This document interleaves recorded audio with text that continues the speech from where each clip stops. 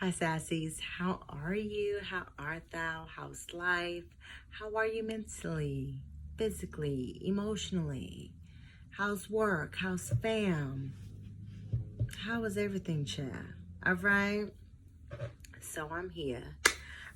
Today, I was like, oh God, I don't know what to talk about. I was gonna cook, but then I didn't. So what I was cooking wasn't cookable YouTube stuff. Like I just made some fried chicken and some string beans with smoked turkey and potatoes and some salmon fillets. And I was like, that's not fun. It's good, but it's not like fun to see. And then I was like, but I don't want to make anything else because then I don't want leftovers, too many leftovers, blah, blah, blah. So I was like, God, what would you have me speak on today? And, he told me to speak from the heart. And today I'm going to speak from the heart. Tomorrow is, now listen, warning, okay? Tears may flow. It may get a little ugly, all right? I'm not a pretty crier. I'm not a pretty crier. It's not like and then. It's like, like it's a whole thing, right? But it's very cleansing. So if it needs to happen, it will definitely happen, okay? So today I'm going to speak from the heart. Tomorrow is the first anniversary of my grandmother's death. And this is new for me. I used to say for so long, and of course I knew that it wouldn't last forever, but I used to say all the time, we don't have a lot of deaths in our family. Thank God, the blood of Jesus is against my family. I always say, oh, we have a long, healthy, and prosperous life. They will accomplish their will here on earth, and then God will call them home. Well, a year ago today, God called my grandmother home, the matriarch of our family, the reason why I'm full of sass, the backbone of my family, the very epitome of a strong Black woman. And she's gone. Lately, the question has been for me, why take her? God, why did you take her the way that you took her? I know everything is not peaches and cream and everything is perfect, right? But I feel like because she did so much and she gave so much and she sacrificed so much, that her last days wouldn't be so brutal. You know what I mean? And let's be clear.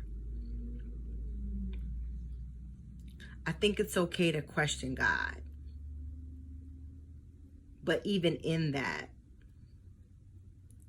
we have to have the mindset that everything he does is right, whether we understand or not.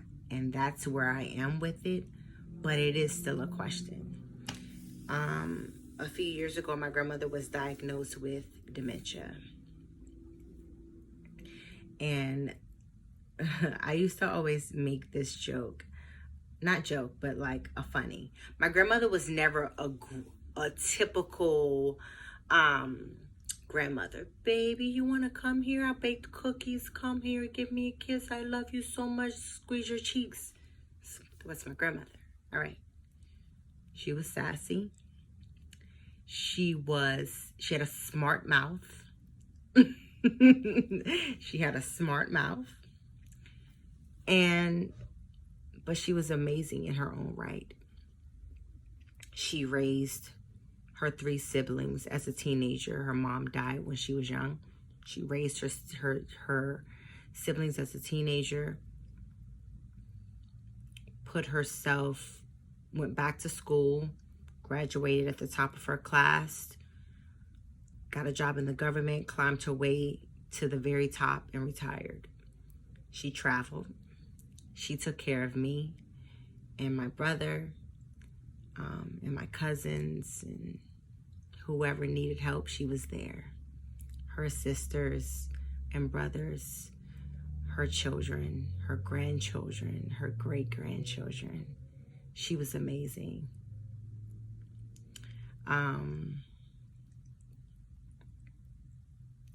She had a heart of gold, but she had a mouth, child. It was like, I used to call her like, Olene, cut it out.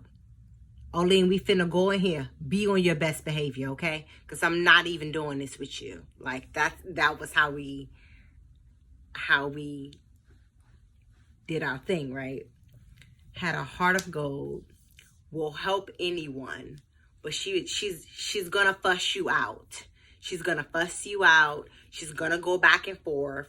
She's gonna be petty, but she still loves you. And that was her dynamic. That's who she was, right?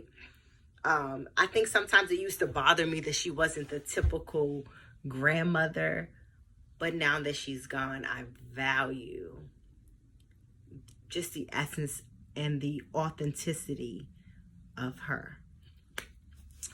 I lived with her for years, and she was amazing. You know how it was my norm. So I didn't realize my norm until I got older. So it was me and her.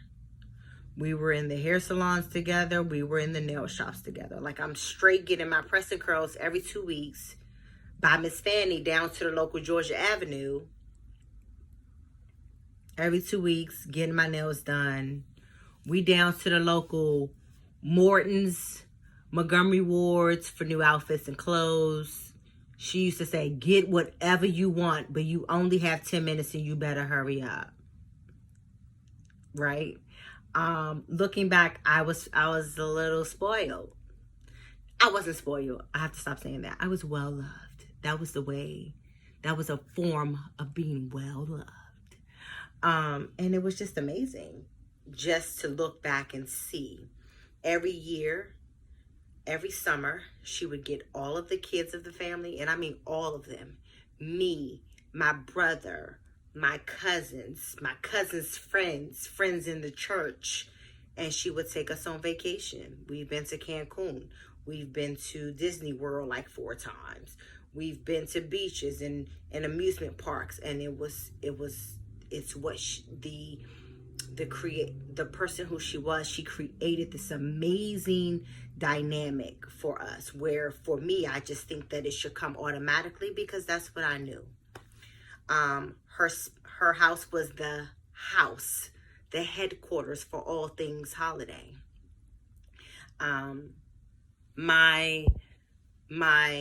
One of my cousins was a police officer, and him and all of the precinct used to come to her house. Why?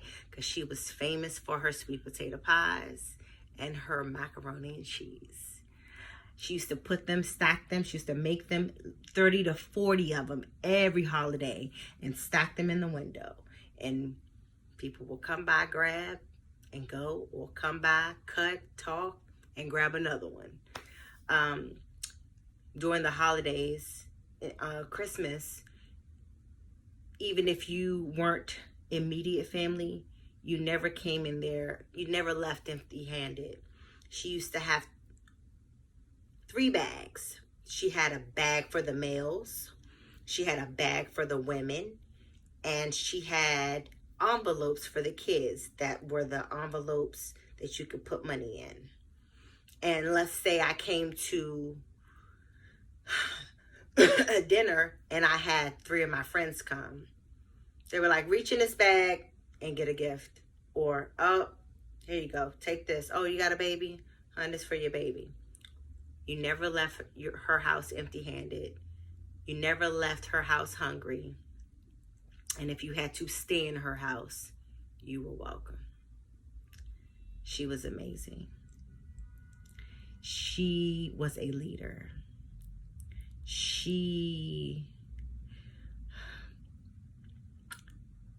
I say all the time, after she died, I never realized how much she saved my life. She sacrificed a lot for me. And I never play it down. I never take it for granted. When I think of her these days, I smile, and sometimes the tears fall. But I say all the time, thank you, Grandma, for saving my life. She didn't have to, but she did, right? She was just amazing at all things she did. And you know how some people are so smart that they're a little arrogant, and I'm proud to, I'll admit it, like, she was totally arrogant. She had a smart mouth, but she was very wise. Like I said before, she graduated at the top of her class. She thrived in her position in the government. She was a leader in her church. She ran organizations within her church. And she was just an amazing person. And she did a lot for people. And even in her sass, her heart was shown in what she did for people. She may fuss and cuss as she did it, but she did it. Sometimes without them even asking. A lot of things done unseen. And I'm thankful for the foundation and the legacy that she has left. The dementia was hard on me because, like I said before, there aren't a lot of people, we didn't lose a lot of people in our family. So to lose her in the manner that we did, I thank God, right? I thank God, and I decree and declare that it will continue. But we weren't a family of high blood pressure and diabetes or cancer. Thank God, the blood of Jesus over us that still remained, that will never be a thing. But it had never been a thing in the past. So we didn't have a lot of deaths. We didn't have a lot of sicknesses in our family. So for her to go in the manner she did with dementia, I was like, what is this? What's happening? And because she was so strong for so long, sometimes, I will admit, in the beginning, it took me a minute to actually accept what it was. Looking back, there were signs of it that I ignored. And I just didn't want, because she had done so much good in the land with people, I didn't want her to go that way. So I still struggle with that a little bit. But she was amazing. And this is the first year of her death. I remember we went to church. And I remember I said, I'm going to minister at 8 a.m. service, and then I'm going to minister for 10 a.m. service, but then I have to leave because we're having a birthday party for my son. We had everything ready for the birthday party. And I got the call, hey, come to the hospital. They rushed Grandma to the hospital. But because in my mind, she's been so strong, even through the dementia, even through a few scares in the past, I'm like, okay, let's go. Thinking, you know what? Let's go and check on her. We'll go and have my son's birthday party, and then we'll come back. And it didn't happen that way. She was in bad shape. She was in bad shape, and I said to myself,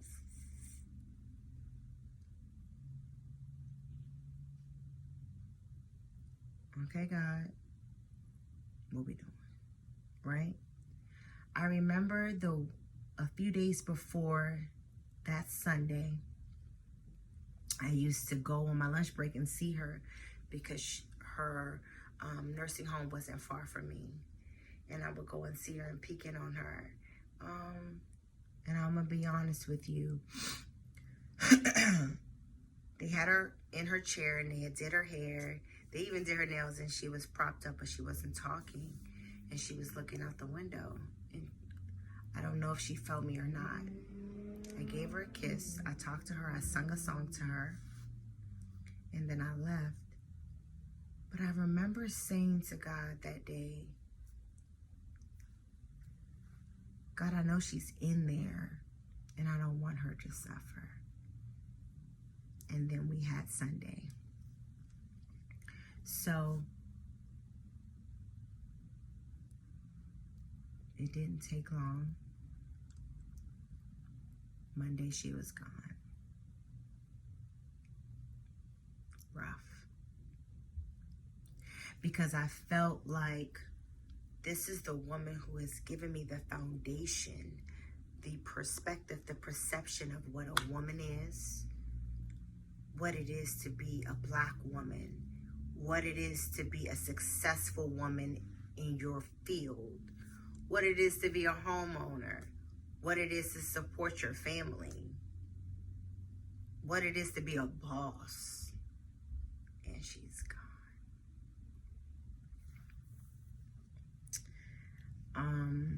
And it was rough. And I don't know how I'm going to be tomorrow because I get little signs of her daily. One day we were eating crabs, and that was my thing. My grandmother used to always say, you can eat as many crabs as you want as long as you pick them yourself, because I'm not picking them. And that's how I became an expert at crab eating. My grandmother and her best friend, Normie, used to eat crabs by the dozens, honey. You hear me? Like, my grandmother would eat 3 dozens, and Aunt Normie would eat 3 dozens, right? And I ain't nowhere near them. But my family, recently, we were eating crabs. And I was making her famous sauce, and lost it. It didn't, you know how you just put things together? And it didn't dawn on me, wow, Grandma and Normie are in heaven together now, right? I also have these instances where I'm like, yo, I wonder if she's proud of me. You know, always didn't get it right. Some stuff I'm still not getting right, but I wonder if she's proud of me.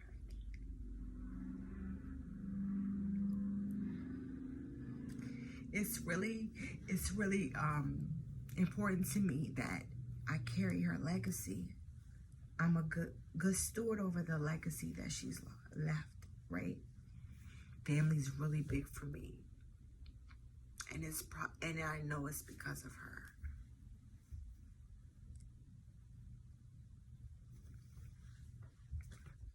And she's gone. And I know that God does everything right. And I didn't want her to suffer anymore because dementia is a very hard disease. It is a very hard sickness for the person dealing with it and their surrounding family members, right? So I'm hoping, Bryson's here. I'm hoping that, God just give her peace and let her know that we're here. Let her feel your presence. Let her feel your love. And so, Mommy, I got charger. Thank you. Please go take it to Daddy, so Mommy can finish this. Go take it to Sissy too. Take your iPads. He doesn't care that I'm filming. He wanted everyone to know that he found his charger. Okay.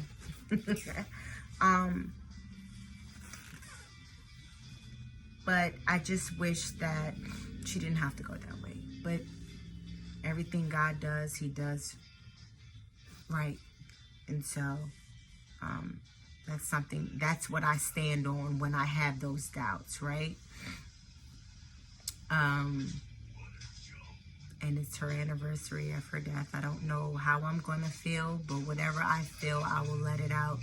Whether it's a smile, whether it's a laugh, a thought, a cry, an ugly cry, I want to just sit still, I want to stay in bed, I want to take a ride, I want to go to her gravesite. Whatever I'm feeling, I will allow myself to feel, because in feeling that, I feel like that's a part of the healing. And I just rest in the fact that I had so many years to experience her, you know. And I can still live remembering her and honoring her in my living. I just wish, you know, and I pray that I'm making her happy. So I wanted to share that experience with you. If anyone has ever lost anyone, hold on to the good memories. And if there weren't any good memories, just stand on God's word and when he says that everything he does is right. And if there were some bad things, live your life the opposite of what you experienced. So if you experience trauma, don't give trauma. Give love and light, you know. And if you don't have good memories, make it your mission to create the new memories in your living now. For me, I did have a lot of great memories, a lot of traditions that my grandmother had that I still carry on to today in my home. So I wanted to share that with you. Virtual hugs to anyone who has lost anyone. May God comfort you. May God still give you joy and peace in your mind, heart, and spirit. Let it, when you think of them, let there be a peace and joy and happiness that resides as well. And we'll get through it. Me and my husband have this understanding that we totally don't understand what it means, but we say it all the time because the old people said it. We'll understand it better by and by. I guess that means as time goes on, we'll look back and understand why things were the way that they were. But whoever is grieving or, you know, suffering through a loss of a loved one, I pray that God is with you and that you can move forward and find strength in your daily walk to either carry that great legacy that they left or start a new legacy and a new positive light to your journey. I love you guys.